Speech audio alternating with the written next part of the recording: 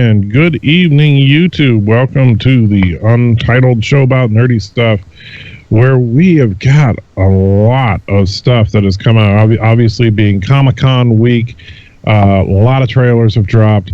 A lot of news has been released as far as the geek sphere of stuff, and particularly for films, there's been a lot of interesting news. So we're going to start out with, we've got a slew of trailers to discuss. Now, first on the docket is it's more of a teaser. It's barely even that, for the new CBS online television series, Star Trek Beyond. So they basically, the entire teaser is simply the USS Discovery leaving a facility apparently built into an asteroid.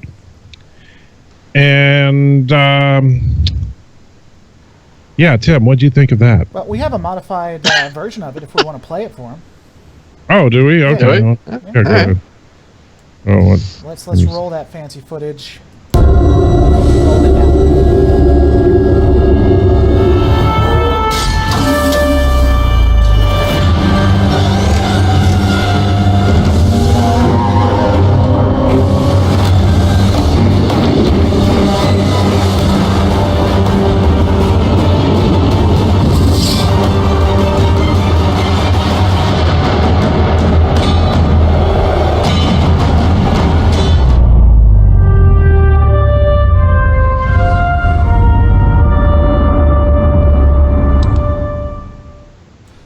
By the way, for those who are interested, we have created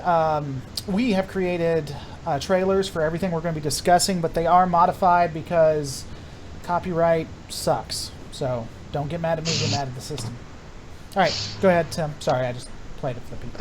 okay, so now that they've actually seen the USS Discovery, what do you think, Tim?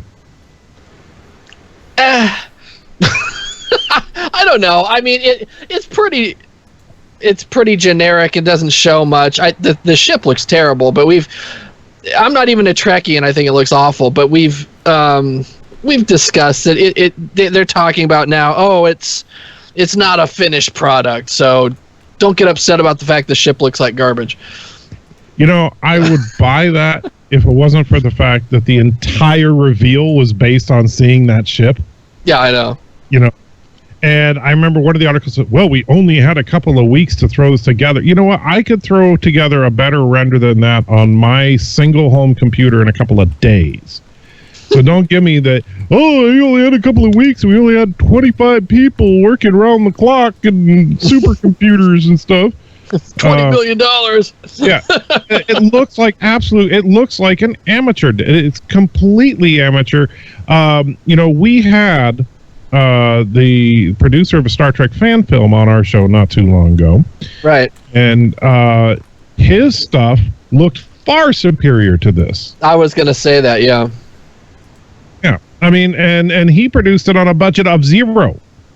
Yeah, basically. Nothing. He did everything himself. He modeled the ships, he rendered it all, he did all of it himself, and it looks far better than anything we've seen here. And the ship itself, I mean, it literally looks like somebody took some styrofoam shapes and glued them together and said, look, it's a spaceship. It is pretty terrible. It looks like the worst kind of CG work that you see on local TV commercials for a used car lot. Yeah, it really does. It's a galaxy of savings. And the thing is, I mean, do you buy the fact that it was they based it off the original and they were just trying to play homage? No, because you know what? First of all, we've seen, because if you look at the color scheme, like it's got this gold tint to it, which they had in the Enterprise television series, which at least looked good for the visual effects. The design is clearly based off of, and I can't remember what it's called now, but another science fiction work in which you put the picture up that we can see. That picture is not from Star Trek. That is from another work of science fiction. And it's clearly stolen, and now they were saying, well, we may have to get permission to continue to use this design. And it's like, really? Because, you know, it's the same ship. That pick looks like it's made out of balsa wood. Yeah. I thought that was phase 2. Is that not phase 2 then? No, and that's a lot of people have been confused about this. If the phase 2 Enterprise was only slightly modified to become the Enterprise we saw in Star Trek: The Motion Picture. The phase 2 Enterprise was very close to what we ended up seeing in Star Trek: The Motion Picture. If you look at the design work on that, they did briefly look at adapting this particular design. However, that was scrapped long before phase 2 went into pre-production. And phase 2 was, I mean, they built sets that they ended up using in the film. The only thing they really didn't use at all were the costumes, and the costumes were super horrible. Whoa. What, is that an incoming distress signal? Yeah. That's what that sounded like, wasn't it? Yeah, what was that? Why are you doing that? I'm not doing it on purpose. Okay. Anyway, but the thing is that they've also, if you want to talk retro, they in episodes of Enterprise, as well as an episode of Deep Space Nine, they actually showed the 1960s design Enterprise, and it looked beautiful. It looked great. And they followed to the millimeter the design for the original show. So just because it looks, you follow the original design doesn't mean it's going to look like crap. This just looks like crap. This looks like, total amateur land. And I mean, I was pissed off enough when Star Trek Beyond came out. I mean, now I know the franchise is dead. Why do you think they did that then? Do you think it's just someone looked at it as like, this is going to be brilliant? They're going to love it. I don't know. I think, I honestly think that someone at CBS just thinks, whatever we throw out there, they're going to swallow. Because they're the Trek fans. They'll watch anything. Probably. I mean, if they actually release this thinking that people like me were going to be impressed by it, screw them. Screw them and the thing they screwed in on. I changed the picture. That picture is the actual phase 2 design. So I don't know if you can see that on the live stream now, Tim, but that's what they were actually working on when, and that was modified into what we ended up seeing in the films. And you can see the warp engines are almost identical to what they ended up in the films. They changed the basic shape of the saucer section. They made it a little smaller. They changed the radar dish in the secondary hull, or the deflector dish, sorry. But the general shape of it is the same. But yeah, that other ship just looks like crap. But however, Jimmy here thinks that it's the best design ever. Of course he does. He chose it himself. Yeah. He designed it. So I can't talk about that anymore. It's just so from downright offensive to something a little not as offensive. We had a trailer drop for Justice League. Yeah. And so, James, do we have a little clip of Justice League to show everybody? We do. Let's do this. I believe that an enemy is coming from far away. I'm looking for warriors. I'm building an alliance to defend us. Barry Allen. Bruce Wayne. You said that like it explains why there's a total stranger sitting in the dark in my second favorite chair. Look, man, I don't know who you are, but whoever you're looking for,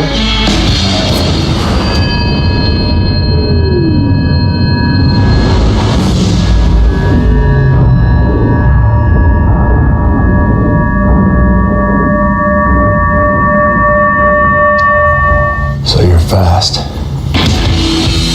that feels like an oversimplification. Can I keep this?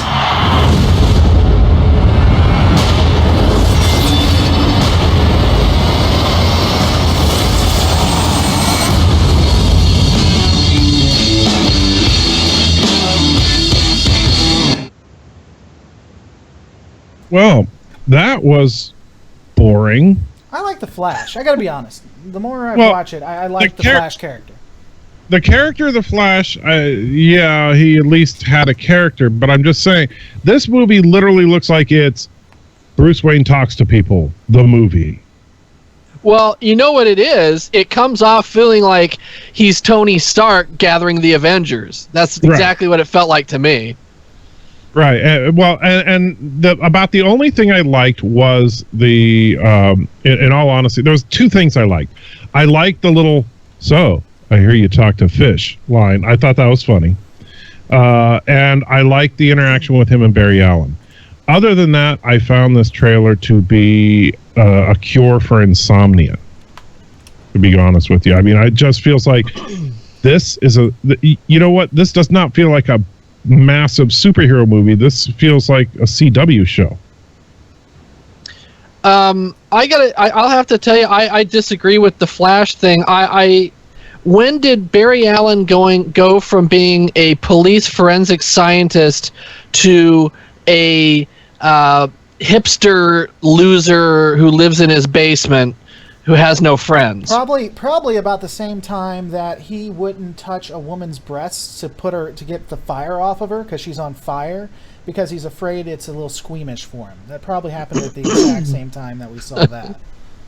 Well, as soon as I saw that Ezra Miller was cast as Barry Allen, I just was, ugh. You didn't find it funny? You didn't find some chemistry there between the two? I thought that... I mean, it was amusing, but that's not Barry Allen. That's not his character at all. Right. Well, I'm just saying... I've never been a big Flash fan either. I mean, you might know better than me. So. Well, the Flash was my favorite character growing up, so let me tell you, that's not the character. It just isn't. He's not some... Like I said, he looks like a 20-something hipster douchebag who goes around with his hoodie on. You know, I just, it's not. Well, here's the thing: is that, like I said, I like the interaction between Flash and Bruce, or between Barry and Bruce. I didn't say I thought that it was a good representation of what Flash is. I mean, the character, if he felt more like he should be Wally West than Barry Allen. I actually, to me, felt more like... At least that's how I see it. But none of the characters felt like, except for... Except for who? Who? Yes? I think Michael dropped out again. We've been having a little bit of issues. It wouldn't be a show without... I can hear you. Nope, you're going back out. Try it again. I said I could hear you, but I didn't know if you could hear me. We can now. So what were you saying? It was like someone, but not someone else? I was saying that I thought that he was more like Wally West than like Barry Allen. I actually felt that he was more like the character Beast Boy from the Teen Titans. I don't know. I mean, seriously. I don't know about that. No, I mean, I know. See, James, I know when you think Teen Titans, you're thinking of like the cartoon. I'm talking about the comic book in the 80s. I thought you were about to say Teen Titans Go or something. No. That's the only real Teen Titans. Yeah. It just didn't feel like Barry Allen to me at all. I liked Jason Momoa as Aquaman. I had an issue with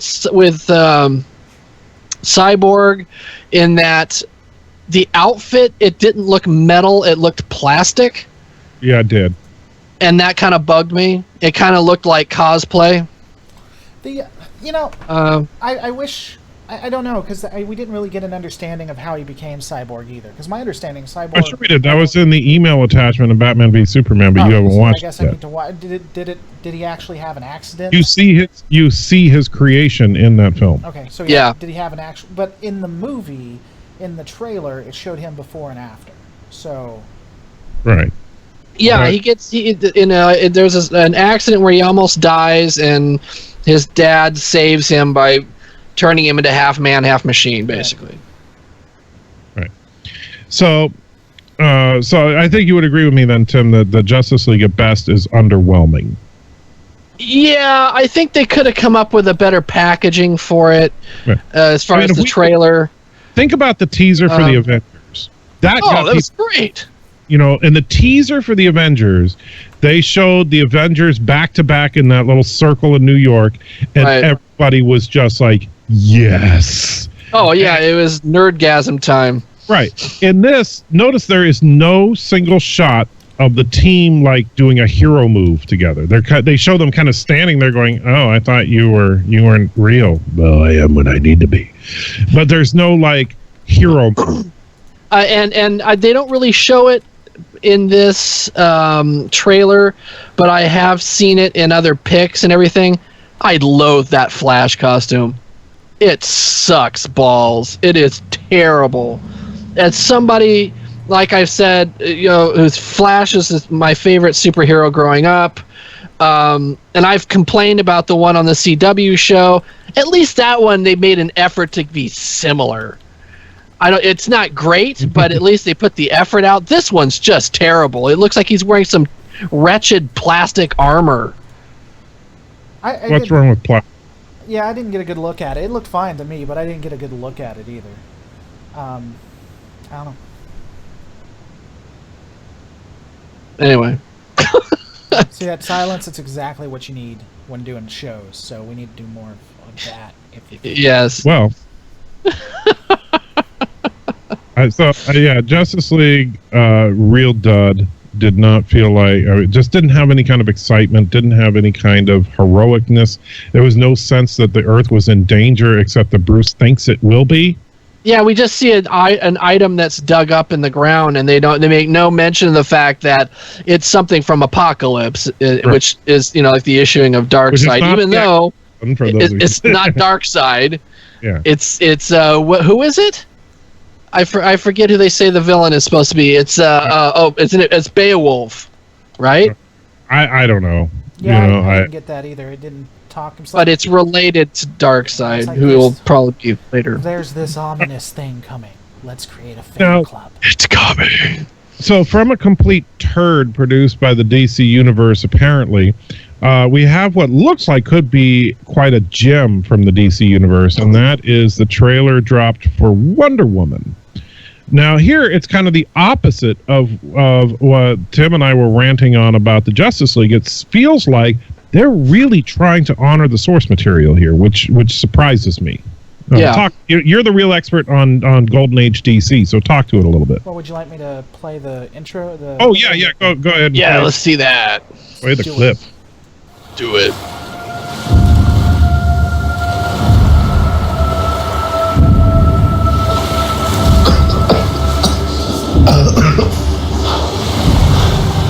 You're a man. You had a man before, but what about your father? I had no father. I was brought to life by Zeus. Well, that's neat.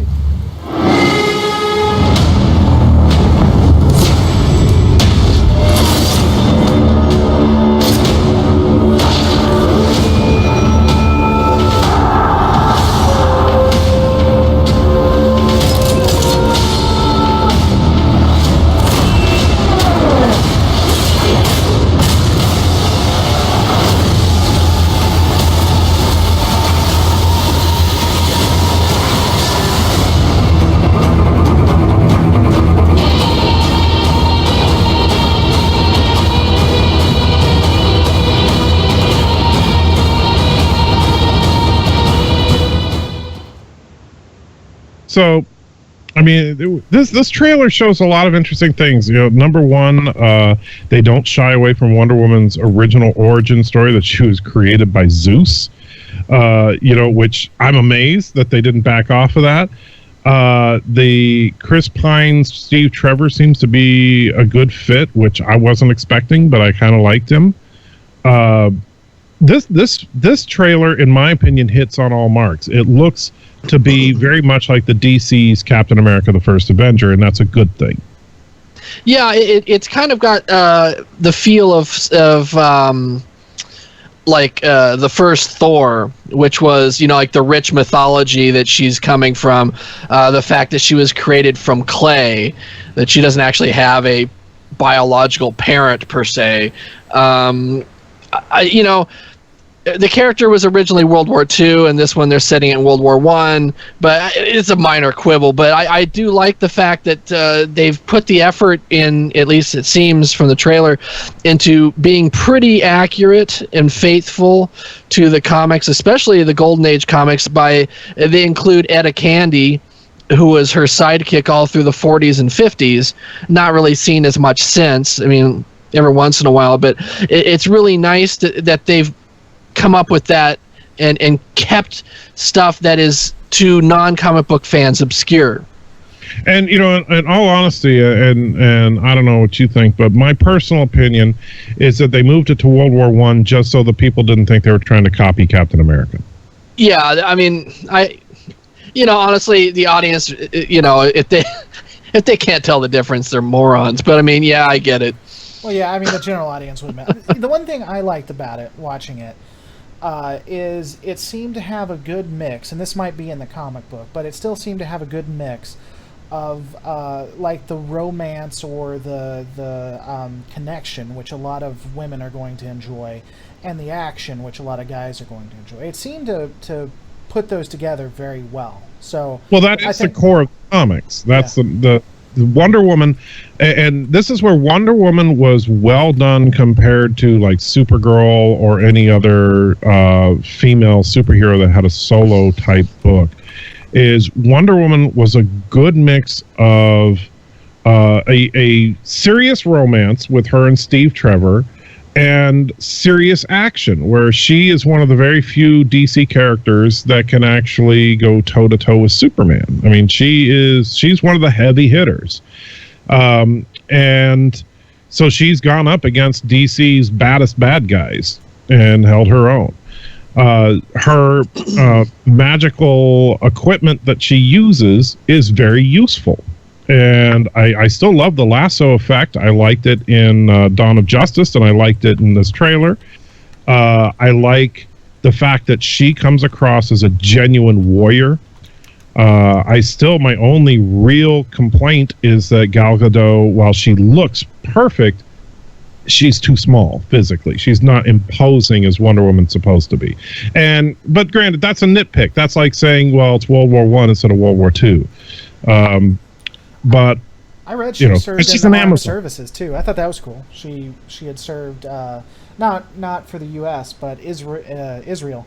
That she was in the Israel military. Gal Gadot, you mean? Yeah, which I thought was cool. Well, yeah. Well, every Israeli citizen serves in the Israeli military. Well, sure, so. But I just thought it was interesting she had been in the military. Yeah. But this is in essence this looks like it could be a shining achievement for DC, and so score one for them at that point. Next up is a movie that James and Tim don't really give a crap about, but I think is looks interesting, and that is Kong Skull Island. Another trailer dropped at Comic-Con this week. Tim, tell us why you don't give a crap. Well, Tim, would you like to see the intro first? Yeah, you want to see I would. Okay. All right, here we go. It's a survey job. Just chopper them in and out.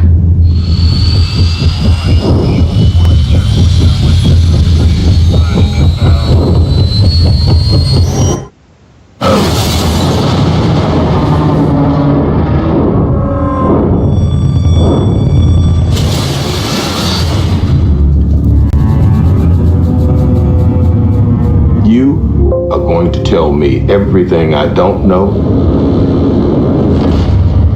or I'm going to blow your head off.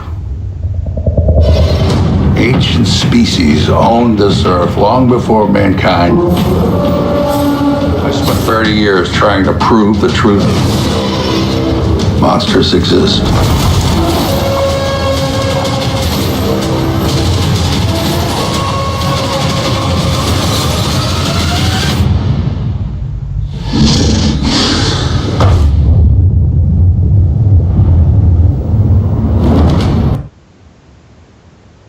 And so this film, just so people know, from my understanding, this film takes place in the same universe as the recent Godzilla film, the Bryan Cranston Godzilla film, and is leading up to a King Kong versus Godzilla matchup film. which I, for one, am looking forward to. Tim, you seem to not give a crap. I'm a terrible person. You are a terrible person. Tell us why you're a terrible person. Why don't you give a crap? I'll be honest with you. I never really got the appeal of King Kong going back to the original. I can appreciate the original's artistry, what went into, the stop motion and everything. But I'm not, we've discussed this before. I'm not a kaiju fan either. Right. There's nothing about it that interests me at all. And the track record of late with these kind of movies is it's going to be like 2.5 hours probably, of a rehashing of the same origin story that I've already seen before. Because they've remade the origin of King Kong several times, and the 1976 version, and of course, the Peter Jackson remake just about 10 years ago. Yeah, where it's 3 hour long. I don't know. It just doesn't excite me. There's nothing about it that interests me. You can clearly see in the trailer. I was watching the trailer muted, and I'd never seen the trailer yet until now. And you could just see, gee, is John Goodman the bad guy? Because he's like this the whole time. But he did lose a lot of weight. Yeah, I keep wondering how many F-bombs Samuel Jackson's going to drop. It's probably PG, so none. I don't want no mother-loving apes on my mother-loving island. Yeah, it just doesn't interest me. You stole the joke I was about to do. You stole it. Apes on an Island, the movie. That was the original title, but then they changed it. Yeah. So, James, you didn't give a crap about this one either, right? No, I mean, I think they've killed this one to death. I don't know how many times you can retell a monkey or a gorilla killing and destroying stuff. And does everything have to be in its own cinematic universe now? I mean, it seems like apparently the next time we're going to see My Little Pony in its own cinematic universe with like Sailor Moon. Well, keep in mind that, and this is actually one that kind of makes sense. There was a really bad kaiju film made by Toho Studios back in the day called King Kong versus Godzilla. Mm-hmm. And for those of you who have not seen it, basically, you remember how a lot of people were really insulted by Matthew Broderick's Godzilla movie from 1998? Well, what we really know now is that's just a revenge for how badly the Japanese treated King Kong in King Kong versus Godzilla. They made King Kong just as big as Godzilla, which is laughable in and of itself, because in King Kong is usually portrayed as being about 50 feet tall. Godzilla is several hundred feet tall. Right. And so there's no, there would be no fight. And they gave King Kong lightning powers. He has lightning powers to compensate for. Well, Godzilla's. No, in the one the old one. No, in the Japanese film. Yeah, in the Japanese film. Whenever King Kong gets hit by lightning, he gets super strong for some reason. And of course, typical Japanese film. Oh, yes, of course. When he gets hit by lightning, he gets stronger. That makes sense. And yeah, sure it does. It's like, okay, that's Japanese movie science for you. Jet Jaguar reprogrammed himself to grow to the size of a kaiju. That makes sense. That's actually in the Godzilla film, folks. Yes, it is. This Megalon. You're selling the series to me, Michael, just so you know. You're selling it. Totally selling it. Well, to what James... This King Kong is big. This King Kong is much bigger than we've seen him before. Yeah. To what James was saying about the shared universe thing, Universal is attempting to do this shared universe BS with their monsters. Right, with Dracula and Frankenstein and stuff. Yeah, I mean, already out of the gate, it looks pathetic. It looks absolutely terrible. People seem to forget that the Marvel universe, or the Universal monsters were all a part of a shared universe already back in the day. once they made Frankenstein meets the Wolfman, the whole thing, they all started mixing and matching the characters. So it's not an original concept, but it's gonna suck. Anyway, I'm off topic. It's an obvious grab. It's just, I don't mind things being in cinematic universes if it makes sense, but it's like, because they used to do mashups in the 90s cartoons too. It's like Snoopy meets, I don't know, the Ninja Turtles, and they yeah. Well, the Scooby-Doo Mysteries, they met Don Knotts, so it's stupid stuff. It's like Scooby-Doo and the Ninja Turtles defeat Shredder. I actually watched the 90s version of Spider-Man. I just watched a 2-part episode of that cartoon where he was fighting with the X-Men, from their 90s cartoon. And every time one of the X-Men would show up on the screen, you hear da-na-na-na-na-na-na. It's like really, really bad. I mean, it's basically as bad as cartoon. I think this shared universe actually makes. That's God right there. We can't hear you, Michael. That's God. That's God saying that universe should never be. Go ahead. We can hear you now. Yeah. Okay. Yeah. Gotta love the interwebs. I actually think this is a shared universe that, to a certain extent, makes sense to build up to a King Kong versus Godzilla fight if this King Kong movie does well. And the thing is, if this King Kong movie does not do well, they can still do Godzilla sequels and ignore it. So, they have that option. It's like, all right, so I just killed all these Marines. I guess I want to go fight a giant lizard. That makes, I don't know. I just honestly, it's like All-Stars to the Rescue, that cartoon, if you've ever seen it. That didn't make any sense either. I don't think that the audience really gives a shit about this movie. I really don't. It's like when The Shadow came out back in the 90s. I'm a huge fan of The Shadow, but I'm an old fart and I like old stuff. The majority of young people, which is the movie-going audience, couldn't give a shit about a pulp radio character from the 30s and 40s. But Godzilla did make money a couple of years ago, so... You mean 2008? Yeah. Is that when it came out? Was it 2008? Because that's what we were talking about. Remember when you mentioned it to me beforehand? I was like, "Oh, are we talking about the 2008 one?" And you're like, "No, you 2016." I'm sorry, you're right. Yeah, it's not 2016. Well, 2014. Whatever.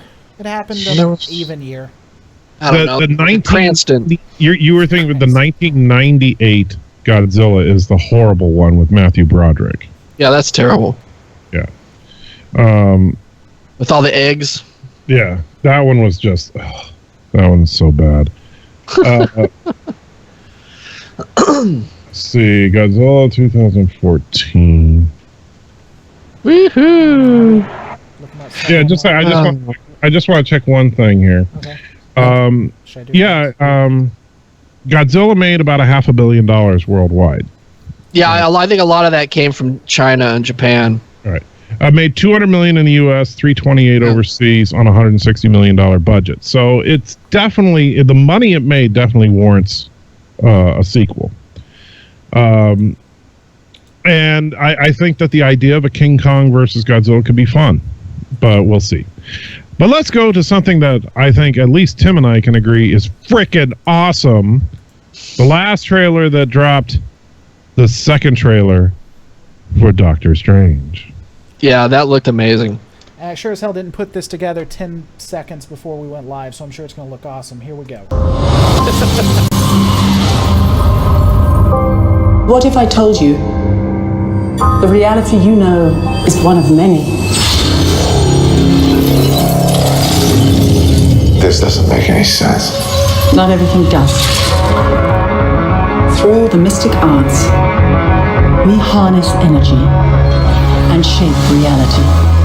We travel great distances in an instant.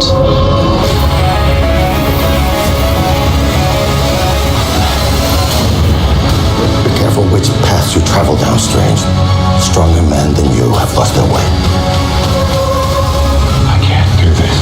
There is no other way.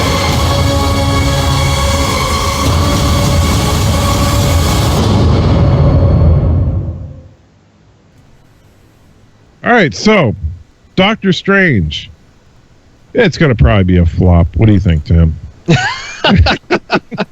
I think it looks amazing. I can't wait to see this because it's a completely different style of film for Marvel. Yes. This is a total mystic realm kind of thing, and multiple dimensions. And I've heard some people criticize that. Oh, it looks like Inception. Well, some of the visual effects, yes, but that's not. It has nothing to do with Inception. When he's standing on the ledge looking at the multiple versions of New York at different angles, right? Sure, that looks kind of Inception-y, but still, if you're paying attention to the trailer and what's going on, it's a totally different scenario. With Inception, oh, yeah. In Inception, we know it's in a dream, but basically the person is literally bending reality, so the city is folding over on itself. In this, he's looking into alternate realities and different variants of reality. It's almost like being able to see the multiverse from a Marvel sense, and that he can see every version of everything that's going to happen. And it's going to be really interesting to see. I like the magical effects so far that they've shown. Yeah. We still haven't seen. I can't remember the name of the villain, but we have not seen the villain yet. Yeah, you do. You do see him in the trailer. Yeah, he was Do you? shown. Yeah, You see him very briefly. Mads Mikkelsen walking with the weird things around his eyes. And they refer to him as the stronger man. It kind of gives the thing that he used to be good and that he was stronger than Doctor Strange. The way the voiceover makes it sound like this is someone who's a badder ass than Doctor Strange is. The way that it's... Well, he's a former disciple of the Ancient One. And from what I have heard, he's actually going to be linked to the Dread Dormammu, which leads me to believe that we'll see him in like a post-credits cameo or something, which would be really cool.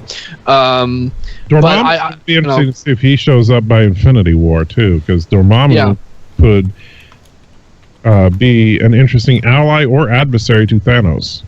I think it would be the thing I'm looking forward to, because we haven't heard it yet in either trailer, but is he going to have the incantations or the by the hoary hosts of Hoggoth, the many moons of Munapor, or I think very say all that Hogwarts. Yeah. I love all that stuff, even if it's campy. I don't know. As someone who's not a buff, that's really lukewarm. This is the only trailer I've seen that actually makes me want to go see the movie. Like, the other three looked fine, but this one intrigues me. Even the Inception stuff. I was going to ask you about that. So that's just different realities that they're switching between? Doctor Strange using the Eye of Agamotto can see all realities. Yes, the Eye of Agamotto. Yeah, however you pronounce it. The Eye of Cloak of Levitation. Yes, which we see him throw on in a very interesting way. Isn't that a great shot? And it looks exactly, because I saw a meme that mixed the two. It looks exactly like the shot from Sherlock when he throws his big overcoat on. They did a mix of him as Sherlock, and he throws on, all of a sudden it's the cloak. But yeah. I think this movie is going to be like Guardians of the Galaxy. It's one of those movies that a lot of people are going to say, who the hell is Doctor Strange? And then they're going to flock to it because it's going to be incredibly good. I hope so. Because that's what Guardians of the Galaxy had no name. I mean, even among comic book people are like, who's that? Yeah, it wasn't. It's never been a big popular series really until now. Doctor Strange is one of those background characters that everybody's kind of heard of, but very few people are fans of. Yeah. Well, no, I'm saying in general comic book scheme. And then non-comic book people, for the most part, have never heard of him. And so I think that it's going to be in a similar way. If the movie lives up to what it's looking like, it's going to be a surprise hit, and like Guardians of the Galaxy was. It's going to be people going, holy crap, especially if you consider the resume of this director. This director has made nothing but horror films. Yeah. And so I am really excited about this, and everything I've seen on Doctor Strange so far has just got me more excited about it. Marvel has proven once again that apparently they can do no wrong. You know what I'm saying? Have you seen the it was a composite that was done, but it looked just fantastic, of Brie Larson in the Captain Marvel outfit? No, I have not. It's pretty impressive, I think. Which Captain Marvel costume? Because there have been several. It's the one that's more like it looks more militaristic, I guess you would say. Like just an adapted Kree. Kind of, yeah. I put it in there for you so you can see it in our chat. And I think it looks awesome. Yeah, that looks like Captain Marvel. Yeah. And so it'll be just a second so the other people can see it as well. I think it'll be really interesting to see when they start releasing stills, because we don't really know what the costume is going to look like. Obviously, this is fan made, but so far, I mean, Marvel Studios has been really going out of their way to make their characters look like their characters. Yeah, I mean, look at Doctor Strange. That's an outfit that could have just looked absolutely ridiculous. Yeah. But it looks really cool. And same thing with this one. I think this outfit looks great. Yeah. I don't see why they'd have to do any real changes to it. So, yeah, I think that's, I can't, I know we talk about the MCU a lot, but damn, they're good. That's all I can say. Speaking of which, now, that's it for the trailers. I mean, that was a lot of trailers that dropped, but there's still more news coming out of Comic-Con this week. More. So we're going to start out with one. Is Crow with, or is Tom with you today? Or is he hiding somewhere? He's in my bedroom, where he usually is. Okay, too bad. I was going to tell you before the show to grab him, but oh well. If you did, if you had, I would have brought him out, and he would have joined us. So Tom Servo, Crow T Robot, and the rest of the Mystery Science Theater gang, people have known for a while that they've been working on a reboot that's been crowdfunded and they've been in production for some time. Well, we now have a venue, and I'm excited about it because it's one that I'll be able to take advantage of, and that is it's going to be a Netflix release, which I think is a wise way to do it because, we've seen from the Marvel Studios, again, Marvel can do no wrong, that a Netflix series can be very successful. And this is an opportunity, especially since it's been crowdfunded, with the amount of return they can get from streaming. They could fund future seasons as long as the shows do halfway decent, which I think with the bees out there, it probably will. Yeah, I think that the best thing about Netflix is if it is successful and they order a season 12, because this is 11 really, Netflix has the money to maybe get them rights to maybe some movies that they wouldn't have been able to afford. And I think I think it can only bear well for them. I'm really excited because they brought on a lot of writers like Dan Harmon from Community and Justin Roiland, who with Dan Harmon do Rick and Morty on Adult Swim. Joel McHale from The Soup and Community is one of the writers. Bill Corbett, Mary Jo Pehl, and Kevin Murphy from the original cast are going to be on the staff and are going to repeat their roles as Pearl Forrester, Observer, and Professor Bobo. So I think everything about it to me looks great. My only quibble is with the voice of Tom Servo. I think the guy who does his voice is too high. Because both of the actors, Kevin Murphy and J. Elvis Weinstein, who played him for the first season, had very deep voices. And this guy's kind of like this. And it's like, just like when Corbett took over Crow, it'll be something to get used to for me, but I'm sure it'll be fine eventually. It'll grow on you eventually. Yeah. Or they'll fire him.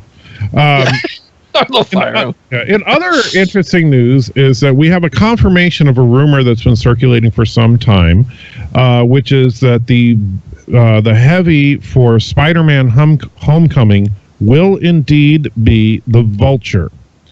Now, what is still under speculation kind of right now, we know Michael Keaton has been cast in the film. We know that he is cast as a villain character. They have not confirmed that Michael Keaton himself is the Vulture. Actually, they did. I saw it on Facebook this evening. Oh, did they just do it? Mm-hmm. Okay. Is that from a confirmed source, or is it one of those, sketchy sources? No, it's a confirmed source. Excellent.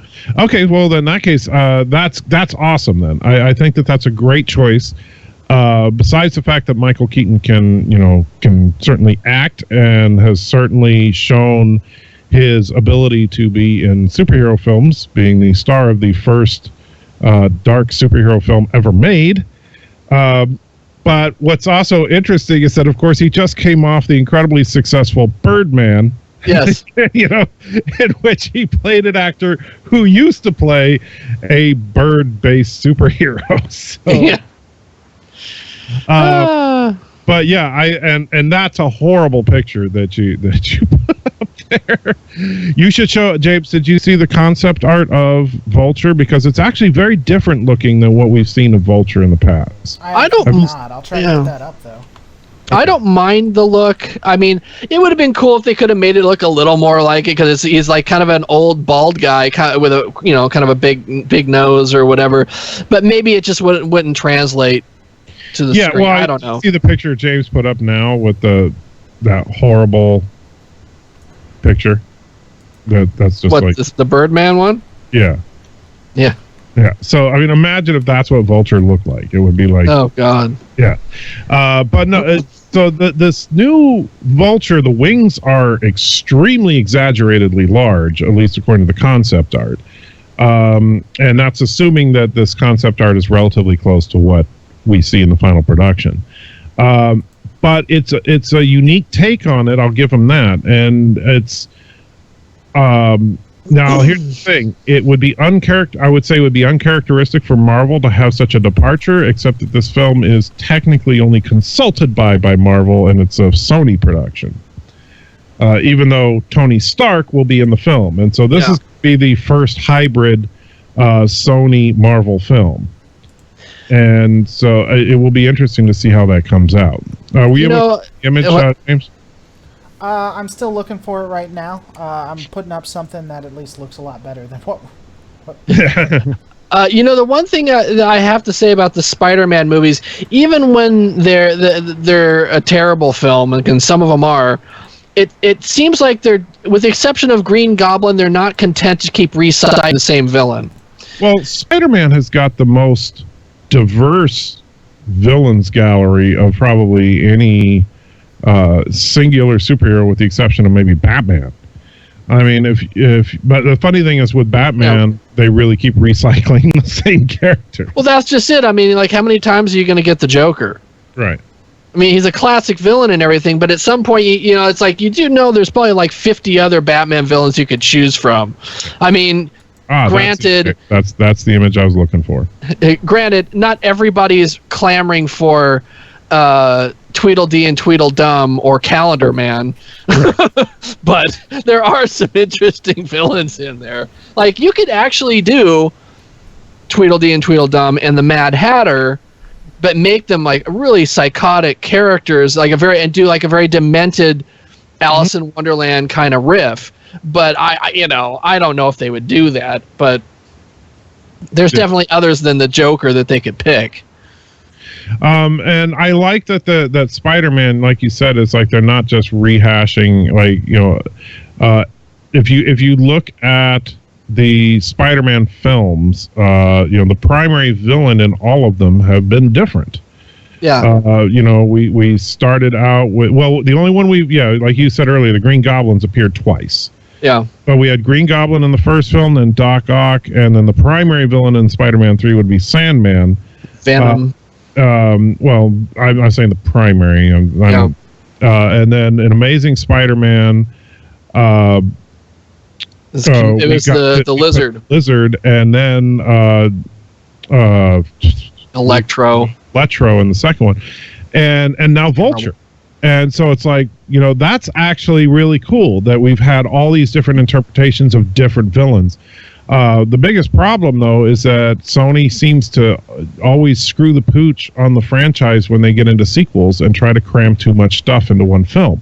I just keep hoping they'll make enough Spider-Man films to get to Mysterio, because I love that character. Seriously, I think he's a great villain. Oh, I do too. I just think, he's got a, he always makes me think of Mysterion from South Park, though. Oh, which I think was probably inspired by him, actually. Yeah. But that's not all the news. And in fact, the last little bit of news that we're going to talk about here is fairly hefty as far as the amount of information that's been released. And that is a lot of casting information as to who will be in playing what part in Thor Ragnarok. Now, I know we've been talking a lot about MCU, but hey, MCU kicks ass. I mean, there's no way around that. And Thor Ragnarok, let's talk about, there's 4 main characters I want to mention. One is Spider-Man is going to be in Thor Ragnarok. I hadn't even heard that. Yeah, and when I heard that Spider-Man was going to be, I was like, wait, really? I mean, we knew Hulk was going to be in there. That they kind of told us a long time ago, but yeah, I'm trying to figure out, how does Spider-Man end up in Thor Ragnarok? It might be like a post-credits sequence. Yeah, or possibly if part of it takes place on Earth. Yeah. But this seems like the most Asgardian-centric film that we've had so far, because we also have, Loki is in it again, but our main baddie is Cate Blanchett as Hela, who is literally the Asgardian version of Death. And there's a lot of speculation out there that she is going to be Thanos' Death love interest for Infinity War, which I think would be brilliant. Yeah. To kind of combine Hela and Death from Infinity War, because Hela is a pretty face to look at, while Death is a skull in a cloak. And it would make more sense to look at Cate Blanchett and say, oh yeah, than to look at a skeleton. It's like, yeah, you find that hot. And then we have Jeff Goldblum will be in Thor Ragnarok as the Grandmaster. Yes. So gonna play a game here. Yeah, I'm waiting for the Goldblumisms. Yeah, I just can't. The thing, Thor. Yes, of course. Thor, you will be fighting Hulk. Yes. You Asgardian, you like to punch and hit and just bang things up, right? Do your thing. Just knock them out. Do your stuff. I'm just waiting. Oh shit. So that's. I love Jeff Goldblum, but Grandmaster? I think that's awesome. I would love to see Benicio del Toro and him, in a scene together. That's just going to be like so weird. If you recall, that was the whole Contest of Champions. Was Grandmaster versus the Collector, which is actually one thing that, even though Contest of Champions was a silly comic book concept, it's actually a fun video game and could be a really interesting movie. It might be a sequel down the road. Yeah, and so that's something I wouldn't be surprised if that's something they're thinking about, is to have Benicio del Toro and Jeff Goldblum doing the Contest of Champions sometime after Infinity War. Can you imagine just the verbal tics alone with those two? All you need now is to throw in Christopher Walken as the Beyonder. Yeah. I am from beyond. Your universe frightens me. Thor, with your hammer, it hits. Your hammer. It's Ragnarok.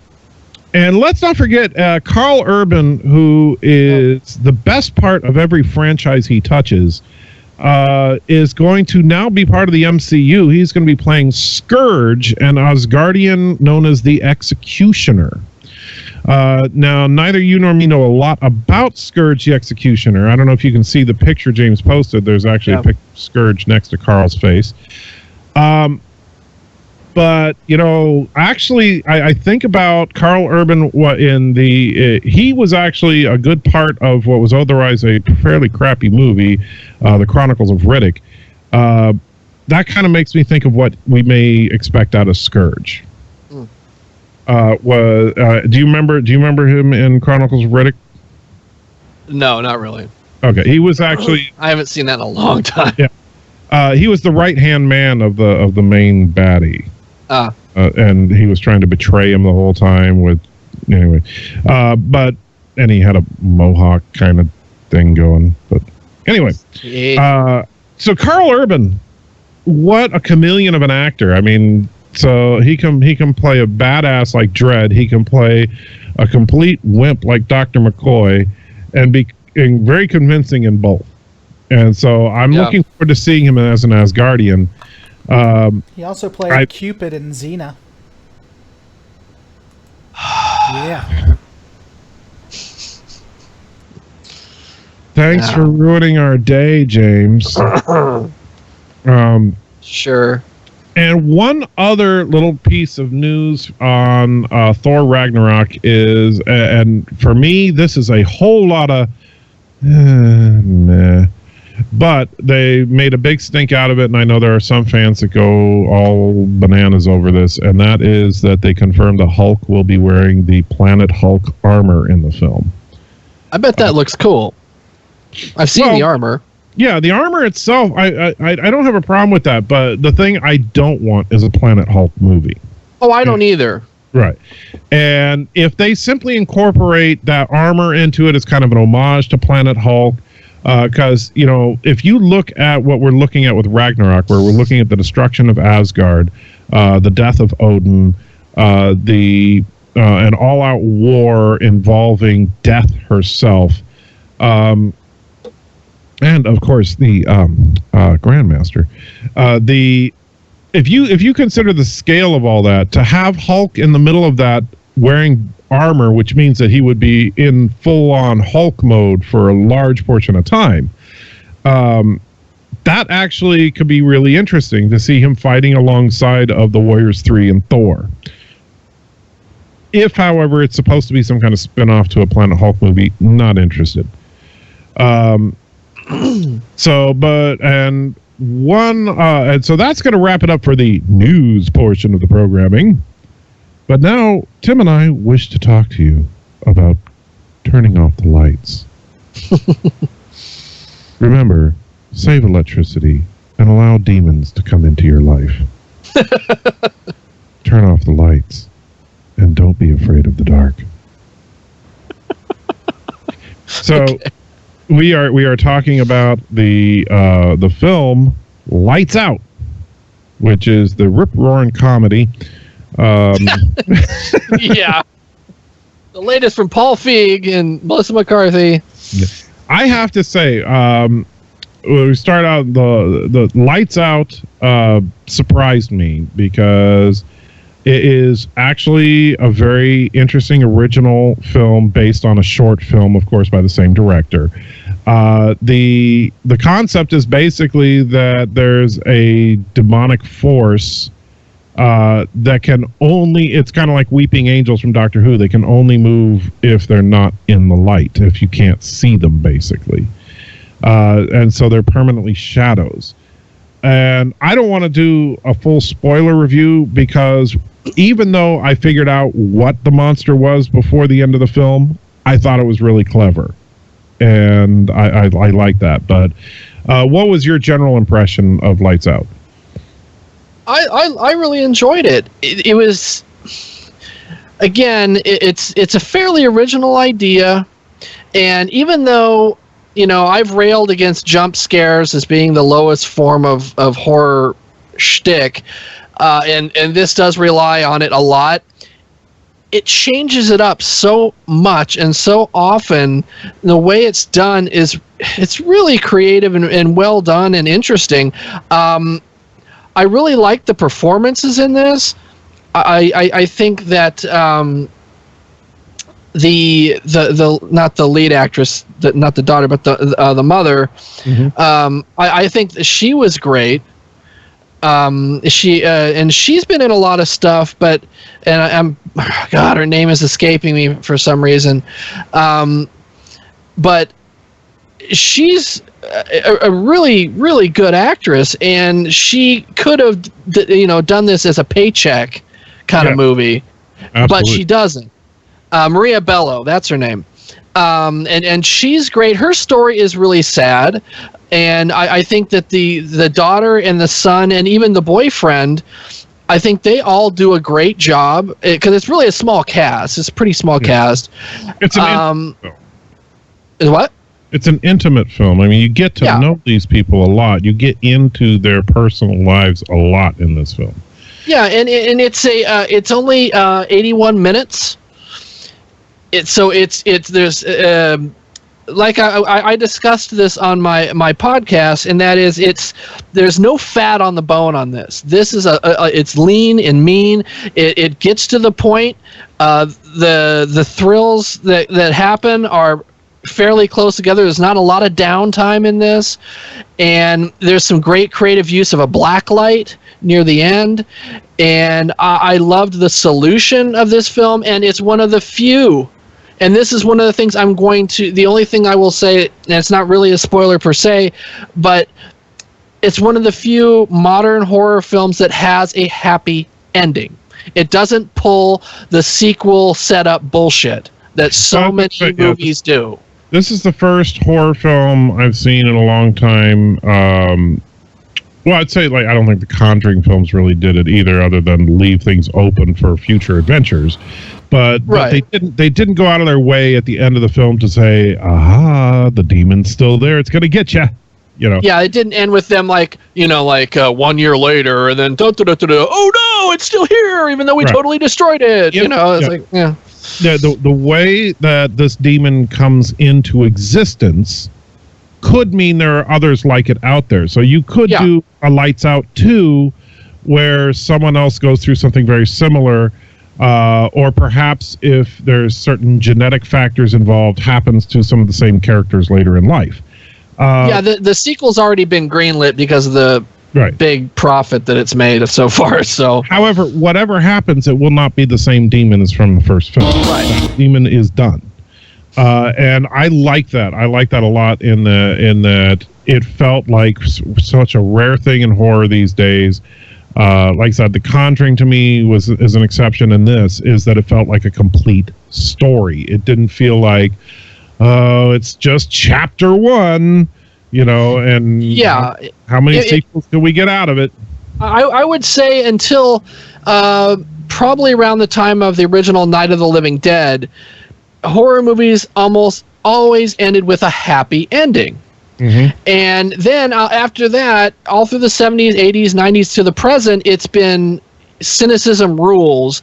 And even though your heroes make it to the end, they're dead anyway, because even though defying all logic, well, no matter the internal logic of the film, they've destroyed the monster, it still friggin' shows up anyway. And so now it's actually refreshing if you get a happy ending to something. So, I highly recommend this, because it really does stand out from so much of the garbage that is out there as far as modern horror goes. Mm-hmm. Which I would say, between this and The Conjuring 2, those are two really good horror movies this year, which is more than we usually get. So I'm happy about that. And this one was truly an original. It's not something you've seen before. It's not a demon possession. It's not a maniac with an axe that can't be killed. It's not it's not a recycle of something we've seen 100 times over. And so my hat's off to them coming up with an original concept, and with such a great execution and a great resolution. Like you said, it's like when the resolution happens, it's a permanent resolution. Yeah. And so definitely you don't want to miss this one. You should see it in theaters. And I'll say this for the jump scare thing that you mentioned a moment ago, is that I agree that jump scares, for the most part, are just a cheap way of getting, that's people do go to movies just for jump scares because, they scream and they have fun and they laugh. I don't find that to be horror. That's just startle films. This is a horror film. It does build up suspense and then uses jump scares, but it's literally about things coming out of the shadows. And so that makes sense. It's organic. It flows. And what you don't get in this film that drives me crazy in horror films these days is a bunch of false jump scares where everything's getting quiet and they're looking around. Then the cat jumps out and, yeah. I hate that kind of stuff. There's nothing like this in this. Like you said, there's no fat on this movie. They didn't add a bunch of extra jump scares to get a rise out of the audience. The jump scares that are in this are genuine. And that's what makes them work. And it's also organic and flows from the story and the type of monster we're dealing with in this. And they weren't so stupid as to constantly show the monster either. You only see what the monster really looks like near the end when the black light shines on it. Other than that, it's always silhouette, which to me was creepy as hell. When they had the silhouette on the floor scratching the floor, that was one of the creepiest things I've ever seen. And the sound effects, I think everybody, they get a great performance out of the little kid, and Maria Bello, like I said, another. A great performance from an underrated actress as a woman who has been through the ringer emotionally and mentally, and I think she does a great job and really lends gravitas to that plot. Mm-hmm. So what would you give it out of 10? I'd give it an 8. Actually, that's exactly what I was thinking as well. I'd give it a solid 8. This is, for a horror film, this is definitely a must-see. If you like horror at all, this is one not to miss. Now, one real quick piece of housekeeping before we get to our videos of the week. Next week, we will be, obviously, Tim and I have been going through a series where we've been doing movies from different eras for the last couple of months. And this week, because there's so much news coming out of Comic-Con stuff, we are not doing a list tonight. However, we will be doing that next week unless there's so much more news that we just can't squeeze it out. But we'll squeeze real hard. All right. So, Tim, you have a video pick, don't you? I most assuredly do. I actually just got this today and was watching the first couple of shows from it. And God, man, if there was ever a show that was made for Blu-ray, it's Doctor Who and the complete 9th season. It also includes the 2 Christmas specials, Last Christmas and the Husbands of River Song. I know there's a lot of people out there that don't like Peter Capaldi as the Doctor. I do. I absolutely love him. He's a throwback to, Peter, John Pertwee and Colin Baker and the earlier Doctors. But this is great, and they bring back Davros and the Master, and it's really just fantastic. You've got to get the Blu-ray because the HD on this looks fantastic, and it's the show that'll never die. Well, Michael? Once in a generation, a film comes out that is not only wonderfully pleasing to watch, but annoys the hell out of your friends. And so when something like that happens, it just has to be promoted. And so I'm hereby so excited to ruin Tim's day. Oh, God. By saying that I absolutely loved Batman v Superman Ultimate Edition. Oh, that's right. It's Batman v Superman with 30 more minutes of v Superman goodness. However, let me say something, and I know you weren't a big fan of Batman v Superman, obviously. No. But there are some things in this Ultimate Edition that you would, I think, really appreciate if this were the theatrical release. Number 1, Clark Kent actually does journalism. Number 2, Lois Lane actually investigates things. They cut out Jesse Eisenberg entirely? Because that would make it great. They didn't, but Jesse Eisenberg's evil plot actually makes a little more sense in this one. Actually makes a lot more sense in this one. I'll do one quick spoiler, and you may have heard this already, but think about this. One of the things that you and Andrew and a lot of other people bitched about, and I admitted was a flaw in the film when we did our big review of Batman v Superman.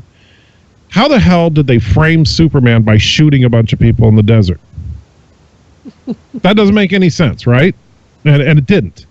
No. And what they cut out of that sequence, they only cut like 30, 45 seconds out of that sequence and then another 30 seconds out of one of the courtroom scenes. What they cut out is that after they shot everybody, they whipped out flamethrowers and torched everybody so it looked like Superman got him with his heat vision. And then in a sequence in front of Congress, they showed a woman testifying that Superman flew in and used his heat vision to kill everybody. And so things like that, it made so much more sense. It almost feels like Warner Brothers said, you know what? I want you to cut out every key plot point there is to this film to make it 30 minutes shorter. And that a lot of stuff... I'm still not defending the casting of Jesse Eisenberg. I think that was a mistake. I think Cranston would have been a great pick. Oh, God, yeah. I don't know why they went with Jesse Eisenberg. And they needed to get rid of that stupid jar of piss thing, too. That was just... But... all that being said, the Ultimate Edition is a much stronger film. I enjoyed it a lot, and I enjoyed the original a lot, but this is better, in my opinion, by leaps and bounds. And so I would recommend checking it out, Tim, sometime. I know that, you found the movie painful to watch, but maybe a little less painful. Did Jimmy like it? No, Jimmy did not like it, actually. But he did like Jesse Eisenberg. He wished there was much more Jesse Eisenberg in the film. Yeah, that figures. Yeah. Speaking of Jimmy, we're going to have some news in the not-too-distant future about the Jimmies. Because we're going to need help finding categories for the Jimmies. But more on that in the future, which is where you're going to spend the rest of your life. So this has been the Untitled Show about nerdy stuff. We are nerds without titles because we don't believe in such pomp and circumstance.